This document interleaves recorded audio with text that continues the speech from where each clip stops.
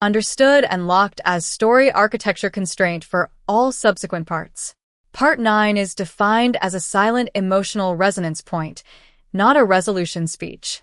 The entire narrative from Part 1 through Part 8 will now be engineered toward one understated symbolic reversal, a small gesture, a withheld word, a returned object, a changed gaze, or a quiet act of deference carrying the weight of transformation. Adrian's arc will not culminate in confession or dramatic apology, but in a subtle relinquishing of power. Clara's arc will not culminate in triumph, but in dignity, remaining untouched. The boardroom thriller structure will therefore be built backward from that ending.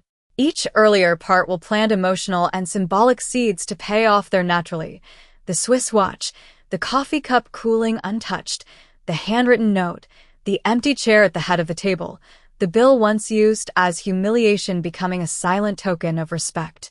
The ending image is envisioned not as closure but suspension. After the storm of intellect and reversal, only stillness remains. Action before emotion always. A hand pauses before signing. A watch is removed. A chair is left unoccupied. She slides the receipt back. He does not call her back. Rain moves across glass. Only then does feeling arrive through absence. No explanation, no summary, no spoken moral from characters. The final line alone will carry a quiet moral, light enough to echo rather than declare.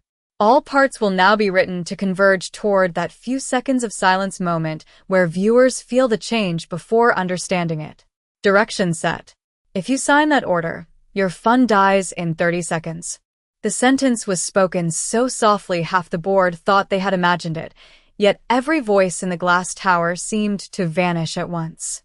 Rain traced silver lines down the 43rd floor windows of Whitmore Capital, turning Manhattan into a blur of light below, while inside the acquisition boardroom 12 men in navy suits sat around a black walnut table preparing to approve a $900 million merger. At the head of it sat Adrian Whitmore, 38, billionaire, feared in 3 markets.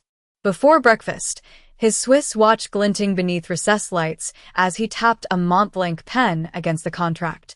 He liked silence when others were nervous. It made power visible. And today, power was supposed to be a performance. The joke had begun 20 minutes earlier over lunch, when a silver coffee tray arrived carried by Clara Bennett, the quiet waitress assigned to executive dining. She moved with the calm efficiency nobody noticed until they needed something. Refill. Napkin. Water. Invisible work. Adrian barely looked up when he asked, to amused laughter from the board, "Tell me, Miss Bennett, where would you put 10 million in this market?" It was a game he played when bored, poking at ordinary people to watch them fold. But Clara did not smile nervously.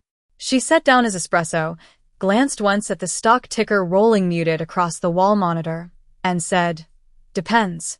Do you want growth or survival?" Even the general counsel looked up at that. Adrian raised one eyebrow. Something in her tone had no trace of performance. So he pushed farther. "Fine," he said, leaning back. "Stay. Give the board your wisdom." A joke. A test. A cruelty dressed in charm. Yet Clara did stay, standing near the end of the table with her order pad still in hand, as if she had stepped by accident into another world. And now, moments before signatures, she had spoken the sentence that froze the room. Adrian turned slowly, really looked at her for the first time. Pale blue shirt beneath a black service vest. Hair pinned simply. No panic in her face. Only certainty. "Explain," he said. Clara's eyes moved toward the acquisition prospectus projected behind him. Page 92. Off-book exposure through a derivative subsidiary in Singapore. It's hidden under deferred liabilities. A board member laughed. "That doesn't exist." Clara tilted her head almost sadly. "Then, why did your target company move 32 million after hours through a shell custodian at 11:14 this morning?" No one moved. Someone's water glass clicked softly against wood. Adrian's pen stopped tapping. The room had the strange hush of elevators before a fall. How would a waitress know that? One director whispered. Clara looked at the cold coffee Adrian had not touched. Because whoever built the hedge model you're trusting made one assumption about volatility no longer true. She lifted her gaze. And I wrote that model. The rain pressed harder against the windows. Across the table, Adrian felt something unfamiliar enter the room. Not fear exactly, but the first hairline fracture in certainty. Outside, sirens drifted far below. Inside, nobody laughed anymore. Adrian glanced at the unsigned contract, then back at the woman still holding a silver coffee pot like she belonged nowhere near that table. Yet suddenly she was the only person in the room who seemed to know what was coming. And for the first time in years, Adrian Whitmore did not reach for power. He reached for time. No one touched the contract. For several seconds, the only sound in the boardroom was rain whispering against glass and the low mechanical hum of the city beneath them. Adrian leaned back slowly, studying Clara as though the room had shifted around her. Men who moved billions for a living had gone motionless over a waitress holding a coffee pot. It would have been absurd if it did not feel so dangerous. Then the chief financial officer cleared his throat and gave a dismissive smile too quick to be sincere. "Run the trade logs," Adrian said. No angel. No raised voice. Just 4 words, and suddenly screens lit up across the table. Analysts in the adjacent operations room were summoned. Fingers moved over keyboards. Clara stood still, hands folded around the silver handle, as if she had already left emotionally and was merely waiting for the room to catch up. Adrian watched her more than the monitors. He was accustomed to bluff, to posturing, to panic disguised as expertise. But not this calm, especially not from someone carrying coffee. 3 minutes later, the first whisper came from legal, then another from risk management, deferred liabilities, synthetic exposure, a hidden volatility trigger, exactly where Clara said it would be. The room tightened. One director removed his glasses and rubbed the bridge of his nose. Another muttered, "How did we miss this?" Adrian did not answer. His eyes stayed on Clara. "Who are you?" he asked at last. The question drifted softer than anyone expected. Clara lowered her gaze briefly, then placed the untouched espresso beside him. "Someone who used to read balance sheets before she carried them." The words landed with no bitterness, which made them cut deeper. Adrian rose. It was rare enough that everyone noticed. He walked toward the wall of monitors, passing the projected merger terms, the red blinking indicators beginning to spread through the risk model. Then he stopped beside Clara. Up close he noticed details invisible before. Her hands were steady, but faint calluses lined her fingers where no waitress should have had them. Pen marks ghosted the side of her wrist. Her name tag reflected in the glass beside falling rain. "Clara Bennett." He said it once, almost testing the sound. "You wrote the model?" She nodded. 7 years ago. "Then why are you serving lunch in an executive dining room?" A silence opened. Clara looked toward the city. Because some mistakes survive longer than markets do. Before Adrian could answer, a junior analyst rushed in carrying printed reports. The room erupted in controlled alarm. The acquisition target had begun unwinding positions quietly since morning. If they signed, Whitmore Capital would absorb the exposure by closing bell. A billion-dollar wound hidden inside a handshake. Adrian took the report, but his attention drifted to something stranger. On the polished table, Clara had left her order pad open. Beside drink requests and lunch notes was a column of handwritten numbers. Yield spreads. Ratios. Risk curves scribbled between dessert orders. He stared at it, almost offended by the elegance. Genius hiding in plain sight beside soup specials. "Cancel the vote," he said. Gasps. "Protest." He lifted one hand, and the room obeyed. Then, in a move none of them would forget, Adrian pulled out the leather chair beside his own at the head of the board table. He did not sit.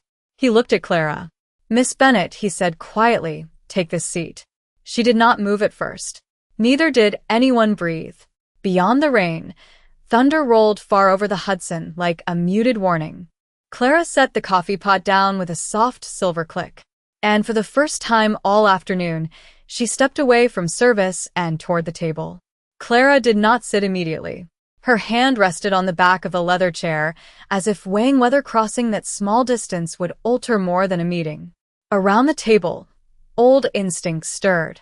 Men who tolerated risk did not tolerate disruption. One board member gave a cold laugh. We are inviting a waitress into fiduciary deliberation now. Another added, this is theater. Adrian did not turn toward them. No, he said. This is due diligence we should have done ourselves. The words landed harder because they carried no heat. Clara finally took the seat. Not with triumph. With the quiet caution of someone stepping onto ice she knew could crack. The chair seemed almost too large until she placed the order pad beside the merger reports and opened both as if they belonged together. Strange how quickly a room can rearrange around confidence. Adrian remained standing beside her, one hand resting near the untouched espresso, now gone cold. Walk me through the trigger, he said. Clara looked at the wall screen where the derivative's exposure glowed in red clusters. The target assumed volatility compression through quarter end, she said. But Treasury yields moved 40 basis points this week. That breaks the hedge corridor. Her voice stayed soft, but every sentence tightened the room. She spoke without performance, like someone remembering a language she once lived inside. Questions came harder now, some skeptical, some almost defensive. Clara answered them one by one. Synthetic swaps. Counterparty contagion. Liquidity traps hidden behind accounting elegance. Even those trying to discredit her began taking notes. Adrian watched less what she said than how she thought. She never reached for drama. She simply kept seeing what others missed. Then an older director with silver hair narrowed his eyes. If you built this model 7 years ago, who approved its release? Clara paused. For the first time something flickered in her expression. A shadow crossing water. Daniel Mercer. The name altered the air. Mercer sat 3 seats down, vice chairman, architect of half the firm's rise. His cufflinks caught the light as he folded his hands too carefully. Adrian turned. Slowly. You never mentioned involvement in this model. Mercer gave a dry smile. Because it was junior research. Irrelevant now. Clara's fingers touched the edge of her order pad. It became irrelevant when my name disappeared from the filings. Silence. No accusation in her tone. Somehow that made it sharper. Adrian looked between them. Pieces moved behind his eyes. You were erased, he said quietly. Clara did not answer. She did not need to. Rain slid down the windows in trembling lines. Somewhere below, a ferry horn drifted up the Hudson. Ordinary sounds while an old betrayal surfaced over polished mahogany. Mercer leaned back. Are we seriously letting a disgruntled former analyst rewrite history? Clara met his gaze at last. No. The market is doing that. As if summoned by the sentence, an analyst rushed in again, pale-faced, carrying updated exposure projections. Loss scenarios now doubled. If the deal closed, Whitmore Capital would inherit a spiral impossible to unwind before opening bell tomorrow.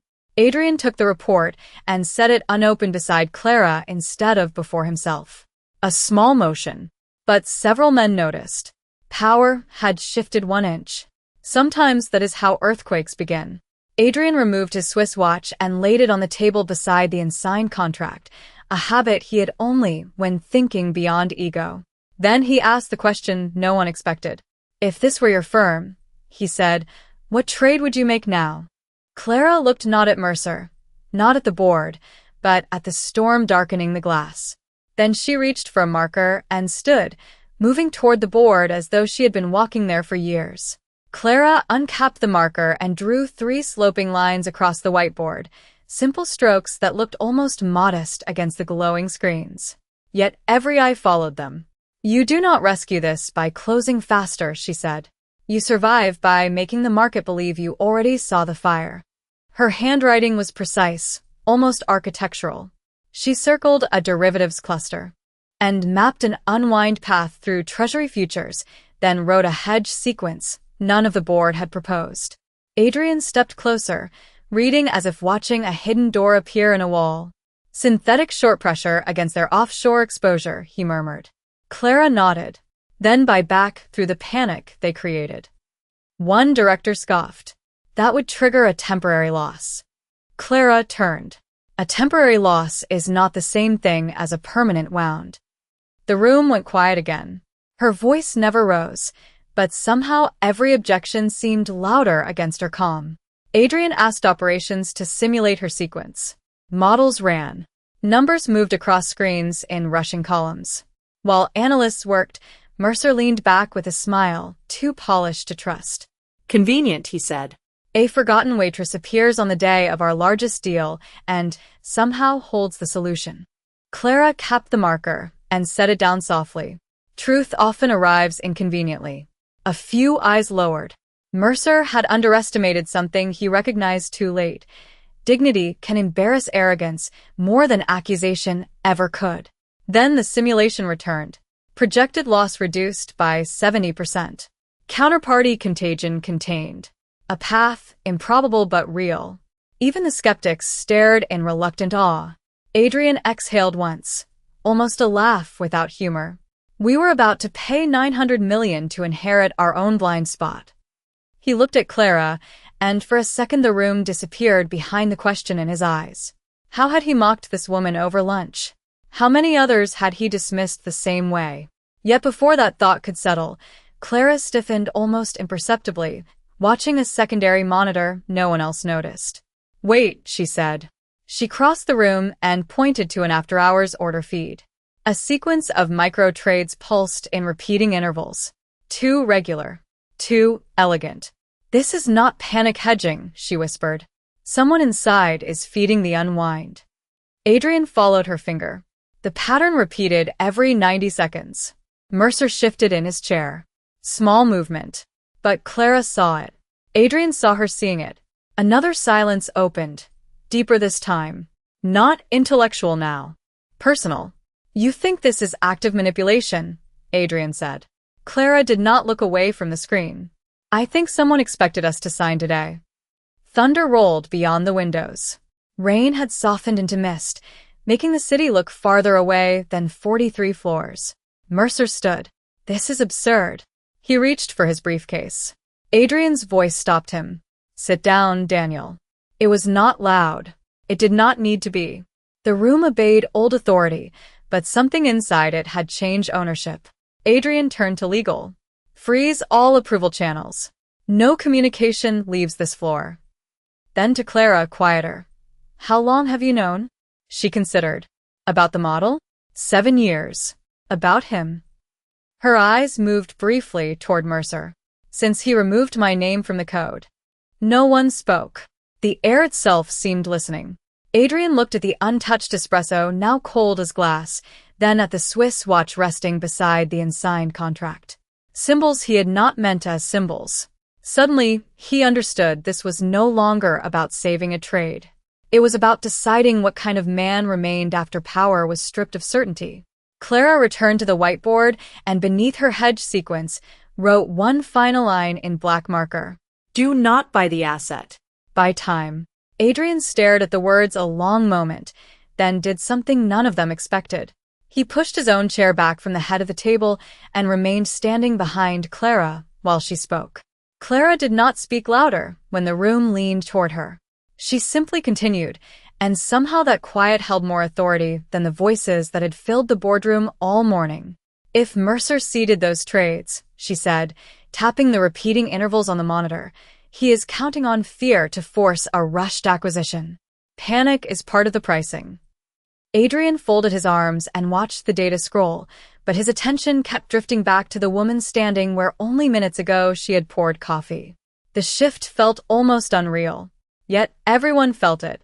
One analyst whispered from the back, the counterparty just widened spreads again. Another spike hit the screen. Red numbers flashed. A murmur moved through the room. Clara stepped to the terminal and entered a stress test sequence from memory. Her fingers moved with no hesitation, as if 7 years had been 7 minutes. Mercer's face remained composed, but a small pulse beat near his jaw. Adrian noticed. He noticed everything now. Execute the hedge simulation live, Adrian ordered. The operations team hesitated only a second before obeying. The first trade moved. A protective short. Then a second. The room held its breath while markets reacted. On the giant screen, exposure began to compress. Slowly at first. Then faster. Like pressure releasing from a sealed chamber. Someone actually laughed in disbelief. It is working. But Clara did not smile. Her eyes narrowed at another feed. Not yet. She pointed again. They're going to trigger a liquidity rumor before close. Adrian turned to communications. Prepare a disclosure statement. Mercer stood abruptly.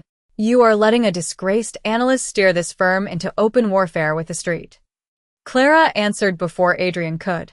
No. We are refusing to be robbed politely. A silence followed, so sharp even Mercer seemed unable to step through it. Adrian walked toward him, not aggressively, simply with the grave stillness of a man choosing. Did you remove her name from the model? He asked. Mercer's smile thinned. I built this firm beside you. That was not the question. Rain had nearly stopped. Light from the lowering afternoon turned silver on the glass. Mercer looked around the room and found fewer allies than before. Old authority was evaporating in plain sight. Her code was junior support work, he said. I made it viable. Clara lowered her gaze, almost as if she had expected no better. Yet Adrian heard something in her silence, more condemning than argument. He picked up the printed model history from the table, pages marked by time stamps. Clara Bennett, original author. His fingers paused over her name. Such a small line. Hidden for years. Strange how injustice can fit inside one omitted credit. Then operations called out. Exposure neutralized. Heads lifted. The hedge had held. A collective exhale moved through the room. Some shoulders dropped. Someone sat down heavily, as though only then aware he had been standing. Adrian looked at Clara, and for a fleeting second gratitude crossed his face naked and almost boyish before discipline covered it again. He took his Swiss watch from the table, studied it, then instead of fastening it back on, placed it beside Clara's order pad. No one understood the gesture, not even perhaps Adrian himself. But Clara noticed. Her eyes softened just enough to change the air between them. Then the general counsel spoke. If Mercer engineered this, there are criminal implications. Adrian raised a hand. Later. His gaze stayed on Clara. Right now we finish what she started. He turned toward the board. We unwind at the bell. Full reversal. No vote was taken. None was needed. Power had already moved. Clara gathered the marker and wrote one final adjustment across the board, but as she stepped back, Adrian saw something folded beneath her order pad, a worn old research badge from Whitmore Capital, edges softened by years. She had carried it all along. Clara touched the worn research badge as though surprised Adrian had seen it. For a moment the boardroom, the monitors, the billions moving through invisible channels all seemed to recede behind that small rectangle of faded plastic. Her younger photograph stared up from another life. Adrian picked it up carefully, thumb brushing the old Whitmore logo. You kept this, he said. Clara gave the faintest smile. It was easier to keep than to explain. No one spoke.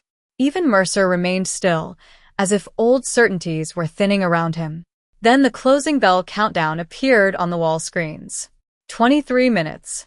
The room surged back into motion. Traders on speaker lines barked updates from lower floors. Treasury positions moved. Liquidity windows narrowed.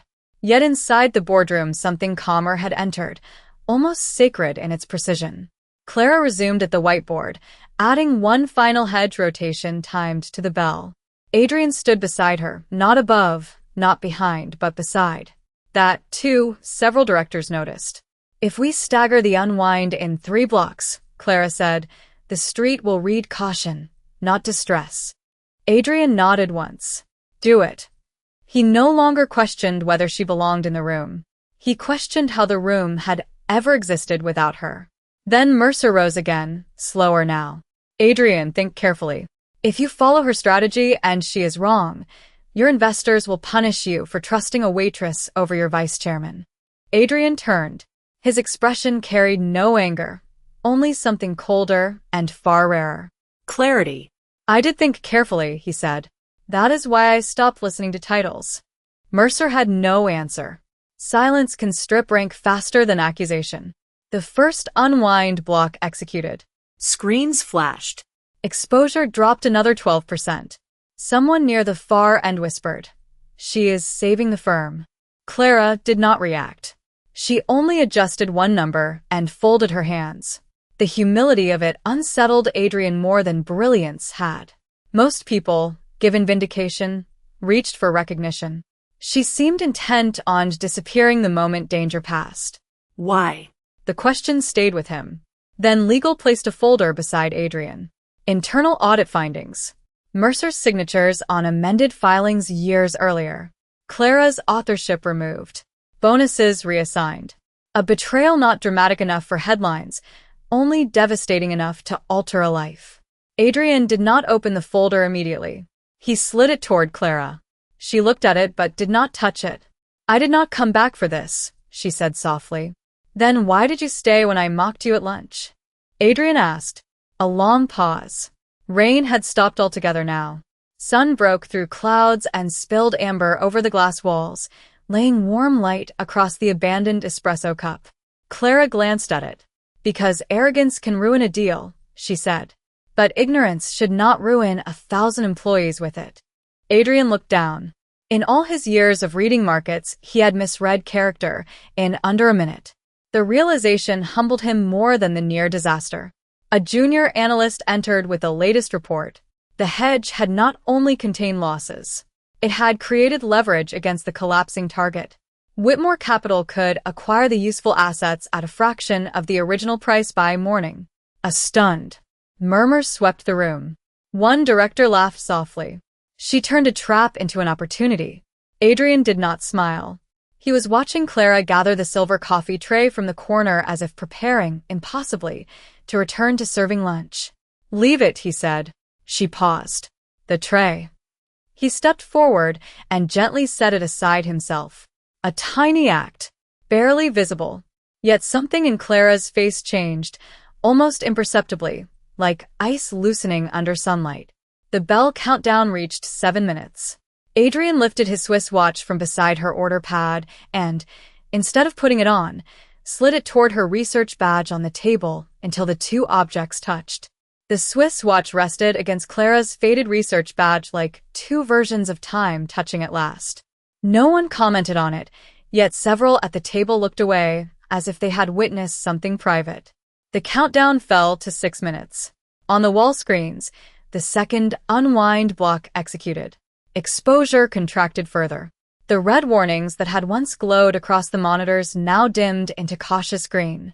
Relief moved through the room in fragile waves, but Clara remained intent on the final sequence. "The third block cannot go through Mercer's routing desk," she said. "If his counterparties see the pattern, they front-run the exit." Adrian nodded toward operations. Shift execution through Denver. Orders changed. Systems rerouted. A younger trader on speaker line breathed. Done. For the first time all afternoon, Adrian sat, but not in the head chair he had abandoned. He took the seat beside Clara. Another small thing. Another impossible thing. The old hierarchy dissolved one gesture at a time. Mercer watched it happen with the stillness of a man hearing doors close in another room. Then he spoke, quieter than before. "Adrian, before you decide what to do with me, understand this firm was built on hard choices." Clara answered before Adrian could. No. It was built on invisible people making them. The sentence settled over the mahogany table like dust over old portraits. Nobody challenged it. A minute later, the final unwind launched. Numbers streamed, then paused. A beat too long. Even Clara's fingers tightened slightly against the marker. Someone whispered a prayer under his breath. Then the feed refreshed. Hedge locked. Counterparties spread collapsing. Whitmore Capital was clear. Not merely safe. Positioned. The room erupted, not in cheers but in stunned laughter, disbelieving exhalations, chairs scraping as tension left human bodies. One director actually removed his glasses to wipe his eyes, though he blamed fatigue. Adrian did not move. He was looking at Clara as if trying to understand how grace could arrive disguised as interruption. Legal slid the Mercer audit file back toward him. He placed a hand on it, then withdrew it. "Tomorrow," he said. Justice could wait one night. Something else mattered first. Clara gathered her order pad, almost instinctively preparing to leave before gratitude became spectacle. Adrian noticed. "You always leave before they realize what you did?" he asked. She considered the question. "It hurts less that way." There was no self-pity in it. Only fact. The honesty struck him harder than any accusation Mercer had earned. Outside, clouds had broken fully now. Late sunlight poured gold across the boardroom floor, reaching the cold espresso cup left untouched since lunch. Adrian lifted it at last, tasted it, winced at the bitterness gone stale, then set it down with a half-smile. "I made you serve me bad coffee all afternoon." Clara almost laughed. Almost. It changed her face enough to startle him. Then the head of legal cleared his throat. "There is one matter unresolved. Miss Bennett's standing." Before anyone could form the obvious corporate offer, Adrian did something none of them expected. He rose, walked to the head of the table, and instead of reclaiming his chair, turned it slightly away from himself and toward Clara. An inch, maybe two. Yet every person in the room understood. He was altering the axis. "I am not making you a job offer tonight," he said softly. Several brows lifted. Clara, too. "I am asking whether Whitmore Capital owes back a place it should never have taken." Silence answered. Deep and almost reverent. Clara touched her old badge, but said nothing. Her eyes had gone to the window where evening light burned over the Hudson. Then a terminal chimed once. Final market close. Saved. The room exhaled together. Adrian reached for the unsigned merger contract, tore it cleanly in half, and slid the torn pages beneath Clara's order pad, as though hiding the ruin under what had saved them. The torn contract disappeared beneath Clara's order pad, and with it something larger seemed buried too, though no one named it. The boardroom had grown strangely quiet after the market close, as if the room itself were recovering from having nearly become a ruin. Directors gathered papers slowly, reluctant to break whatever invisible thread held the moment together. Mercer sat apart now, diminished less by accusation than by irrelevance. Power had simply stopped circling him. Adrian remained standing near the head chair he still had not reclaimed. Clara looked at the torn pages under her pad, then at him. "That was dramatic for a man who prefers numbers," she said. The faintest trace of humor. Adrian answered with a look almost unfamiliar on his face. Not victory. Relief mixed with shame. "I have spent years mistaking control for wisdom." He said it as if discovering it while speaking. Clara slipped the old research badge into her pocket. "Most people in this room still think today was about saving a fund." "And you do not?" Adrian asked. She shook her head. It was about whether arrogance could listen before it was too late. No one around the table pretended not to hear. Some lowered their eyes. Some nodded almost imperceptibly. The room had become confession without a single apology spoken. Then Adrian walked to the wall monitor and, before anyone expected it, opened the internal personnel registry. Clara Bennett. Archived. Inactive. He touched the screen once and restored the record to active status. No speech. No annoncement. Just one administrative click in a silent room. Yet the sound seemed louder than the market bell had been. Clara stared at the screen for a long second. Her face did not break, but something old in it loosened. "You cannot undo 7 years with a password," she said softly. No, Adrian replied.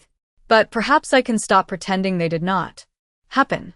He returned to the table and picked up the Swiss watch still resting beside where her badge had been. For a moment it seemed he might put it back on. Instead, he folded the leather strap closed and set it beside the cold espresso cup, leaving both behind. Another symbol relinquished, without explanation. Outside, evening settled blue over the Hudson. Lights awakened in towers across the river. One by one directors began leaving, each pausing almost awkwardly near Clara, offering quiet nods more respectful than congratulations. Even those who had laughed at lunch no longer knew where to place their hands. At last, only Adrian and Clara remained in the vast glass room. The silver coffee tray still sat in the corner where he had moved it aside. Clara crossed to retrieve it. Her old instinct. Her shield. Adrian watched, then stepped ahead of her and lifted the tray himself. Not as gesture. As matter of fact. He carried it back to the service console and set it down. The smallest rebellion against old roles. Clara looked at him, really looked, and in that silence something passed gentler than forgiveness. Tomorrow the board will offer you everything, Adrian said. Position. Equity. Restitution. Clara moved toward the door. And what are you offering? He hesitated because wealth had always given him quick answers until now. Then he said, a seat I will have to earn beside you. She did not answer. At the doorway she paused, reached into her apron pocket, and slid a folded guest check onto the table beside his untouched espresso. Then she left. Adrian opened it after she was gone. No number. No signature. Only one line written in careful blue ink. You almost bought the wrong company. Learn not to sell the right people. He stood alone reading it while city lights flickered in the glass. After a long moment, he took the head chair, not to sit in it, but to turn it back toward the table center where Clara had sat, aligning it with hers. Then he walked out, leaving the watch, the coffee, and the note under the soft boardroom lights. The next morning sunlight entered the executive dining room in long pale bands across linen tablecloths, touching silverware, coffee, cups, and the quiet places where ordinary days begin. Staff moved in practiced rhythm before the lunch rush, but a strange hush settled when Clara walked in wearing the same black service vest, hair pinned the same way, as if the night before had been only weather passing. She paused when she reached table 7. A fresh white cup waited there, steam rising. Beside it lay her old research badge in a new leather holder, restored, polished, almost unrecognizable except for the face she once was. No note. Only that. She stood very still. Then she noticed something else. At the far corner of the dining room, Adrian Whitmore sat alone without entourage, jacket off, sleeves rolled once, reading a thin stack of analyst notes marked in blue ink. Her notes. He looked up only when she approached. No smile. Just that quiet look people have when pride has stepped aside. Coffee? She asked, almost teasing. Adrian glanced at the cup already waiting. I thought perhaps today you might sit before serving. Clara studied him a long second, then instead of reaching for the pot, she took the empty chair across from him. A small movement. Yet the room seemed to notice. Even the old maitre d' slowed as he passed. Adrian slid a folded paper toward her. It was not a contract, not an offer, just a printout of the original model published again under one name. Clara Bennett, sole author. At the bottom, a single handwritten line, corrected. Clara touched the page, then folded it once and set it beside the coffee. No speech about justice. No thank you. Outside, light moved across the windows. Somewhere a spoon chimed against porcelain. Adrian reached for his wrist by habit, then paused, remembering the watch he had left behind. He gave a faint, almost embarrassed laugh. Clara noticed. From her apron pocket, she placed something on the table and slid it toward him. His Swiss watch. Polished. Wound. Running. You forgot time upstairs, she said. Adrian looked at the watch but did not put it on. Instead, he turned it over and laid it between them, face up. Neither claimed it. Lunch guests began arriving. Voices rose softly through the room. The world resumed. Clara stood when duty called. Adrian rose too. For a moment they faced each other in that narrow aisle between power and service, where the whole story had quietly turned. Then Adrian stepped aside first, letting her pass. Such a small courtesy few would ever notice. Clara stopped, looked back once, and with one finger moved the untouched coffee cup an inch closer to him before walking away to greet a new table. Adrian remained standing, watching the steam lift and disappear. Later, after the room filled and the city settled into noon, a junior analyst passing table 7 found a diner receipt tucked beneath the sugar bowl. On it, in Clara's careful blue ink, only 7 words. The quiet ones are rarely who they seem. And for a long while, no one at that table spoke.